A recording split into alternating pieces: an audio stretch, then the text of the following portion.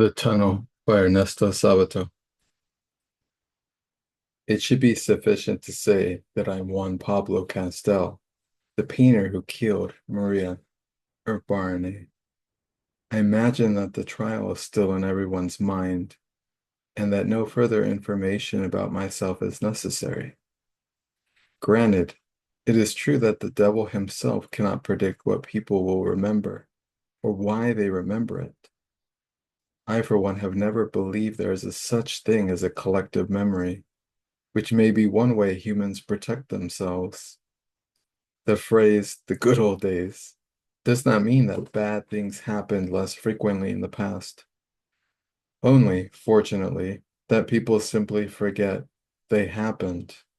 Obviously, that view is not universally accepted.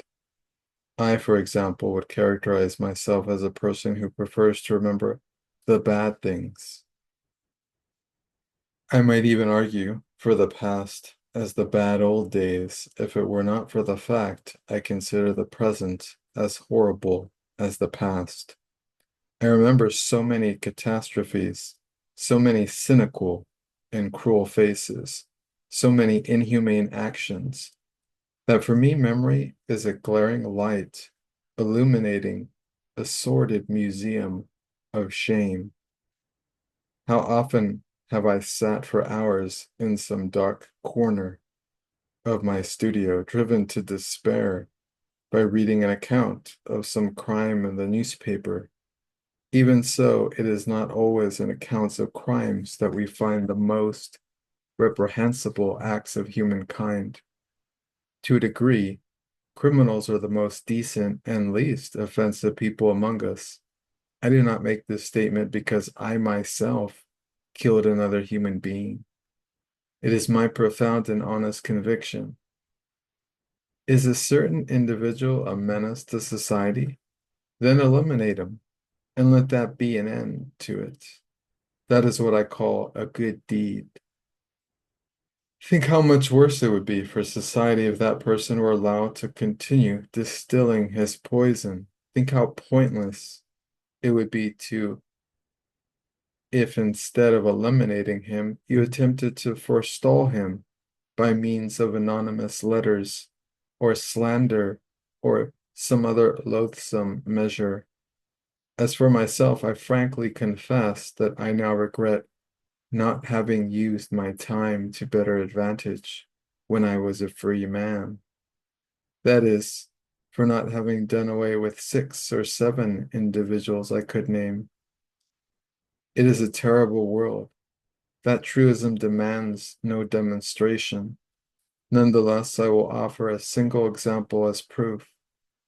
Some years ago, I read that in one of the concentration camps, when a former pianist complained of hunger, he was forced to eat a rat, a live rat. However, that is not the subject I want to discuss now. If the opportunity arises, I will have more to say on the subject of the rat. Chapter 2. As I was saying, my name is Juan Pablo Castel. You may wonder what has motivated me to write this account of my crime. I may not have told you that I'm going to relate all those details, and especially why I want to publish it. I know the human soul well enough to predict that some of you will believe it is from vanity. Think what you want. I don't give a damn. It has been a long time since I cared a fig for men's opinions or their justice. Go ahead then. Believe if you wish that I am publishing this story out of vanity. After all, I am made of flesh and blood and hair and fingernails like any other man. And I would consider it unrealistic for anyone to expect special qualities of me, particularly of me. There are times when a person feels he is a superman until he realizes that he too is low and vile and treacherous. I do not need to comment on my vanity. As far as I know, no human is devoid of this formidable motivation for human progress. People make me laugh when they talk about the modesty of an Einstein or someone of his kind. My answer to them is that it is easy to be modest when you are famous. That is, appear to be modest. Even when you think a person hasn't the slightest trace of vanity, suddenly you discover it in its most subtle form, the vanity of modesty. How often we see that kind of person, even a man like Christ, whether real or symbolic, a being for whom have always felt, indeed still do, the deepest reverence, spoke words that were motivated by vanity, or at least by arrogance. And what can you say of Leon Bloy, who defended himself against the accusation of arrogance by arguing he had spent a lifetime serving people who did not deserve to lick his boots? Vanity is found in the most unlikely places, in combination with kindness and selflessness and generosity. When I was a boy, I used to despair at the idea that my mother would die one day. As you grow older, you learn that death is not only bearable, but even comforting. I could not imagine that she might have faults. Now that she is dead, I can say that she was as good as a human being can ever be. But I remember her last years when I was a grown man, how at first it pained me to discover a subtle trace of vanity or pride underlying her kindness and generosity. Something much more illustrative happened to me personally when she had an operation for cancer. In order to arrive in time, I had to travel 2 full days without sleeping. When I reached her bedside, a tender smile lit her face as she murmured a few words of sympathy. Imagine, she was sympathizing with my fatigue. And in the obscure depths of my being, I felt the stirring of vain pride for having come so promptly. I confess this secret so that you will see I am sincere when I say that I am no better than any other man. No, it is not because of vanity that I'm telling this story. I might be willing to concede some degree of pride or arrogance, but why do I have this mania to explain everything that happens? When I began this account, I had determined not to offer explanations of any kind. I wanted to tell the story of my crime, that and nothing more. Anyone who was not interested did not have to read it, although I would be very suspicious of that person because it is precisely people who always demand explanations who are the most curious. And I'm sure that none of them would miss the chance to read to the very end the story of a crime. I could withhold the reasons that motivated me to write these confessional pages, but since I have no desire to be considered an eccentric, I will tell the truth, which is simple enough anyway. I thought that what I wrote might be read by a great many people now that I'm a celebrity, and although I do not have many illusions about humanity in general, and the readers of these pages in particular, I'm animated by the faint hope that someone will understand me, even if it is only one person. Why, someone will ask, such a faint hope if the book will be read by so many people? This is typical of the kinds of questions I consider absolutely pointless. Nevertheless, I must be prepared for them because people constantly ask pointless questions, questions the most superficial analysis reveals to be unnecessary. I could speak until I dropped, yelling at the top of my lungs before an assembly of 100,000 Russians.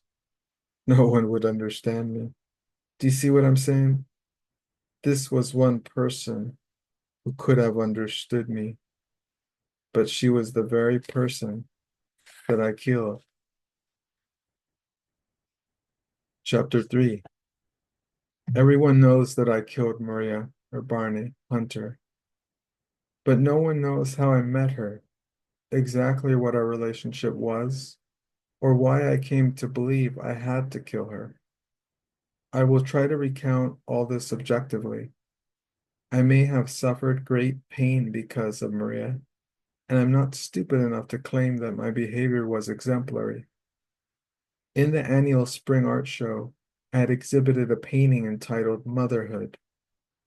It was painted in the style typical of many of my earlier works, as the critics say in their unbearable jargon. It was solid, soundly architectural. In short, it has all the qualities those charlatans always saw in my canvases, including a profoundly cerebral je ne sais quoi. In the upper left-hand corner of the canvas was a remote scene framed in a tiny window, an empty beach, and a solitary woman looking at the sea. She was staring into the distance as if expecting something, perhaps some faint and faraway summons. In my mind, that scene suggested the most wistful and absolute loneliness. No one seemed to notice that scene. Their eyes passed over it as if it were something trivial, mere embellishment.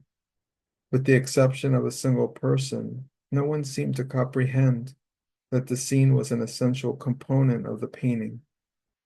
It was the day of the opening. A young woman I had never seen before stood for a long time before my painting, apparently ignoring the large figure of a woman in the foreground, a woman watching her child at play. Instead, she stared at the scene of the window, and as she did, I was sure that she was totally isolated from the world. She neither saw nor heard the people walking by or pausing to view my canvas. I watched her nervously the whole time. Then she disappeared in the crowd, while I struggled between a crippling fear and an agonizing desire to call her. Fear? Of what? Perhaps the same fear you feel when you bet every penny you own on one spin of the wheel. After she was gone, I felt irritable, miserable. I was convinced I would never see her again now that she was lost among the millions of anonymous inhabitants of Buenos Aires. I went home that night feeling nervous, discontent, dejected. I went back every day until the show closed, stationing myself close enough to see everyone who stopped before my painting, but she never returned. Throughout the months that followed, I thought only of her and of the possibility that I might see her again. And in a way, I painted only for her. It was as if the tiny scene of the window had begun to expand, to swallow up that canvas and all the rest of my work.